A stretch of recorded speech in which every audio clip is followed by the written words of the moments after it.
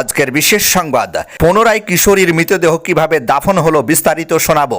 এক নাবালক কিশোরীর মৃতদেহ রাজ্যের উচ্চ আদালতের নির্দেশ মতো 18 দিন পর কবর থেকে তুলে পুনরায় ময়না তদন্তের জন্য কলকাতা এসএসকেএম হাসপাতালে গত 16 ফেব্রুয়ারি পাঠানো হয়।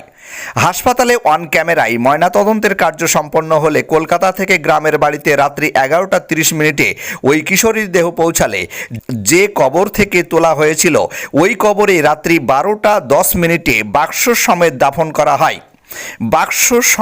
দাফন করা হয়। এ পর্যন্ত ওই ঘটনায় দুজনকে হরিহরপাড়া থানার পুলিশ আটক করেছেন। স্থানীয় সূত্রের খবর, পরিবার সূত্রে জানা যায় আগামী 7 মার্চের মধ্যে ময়নাতদন্তের সমস্ত রিপোর্ট পরিবারের হাতে পৌঁছাবে।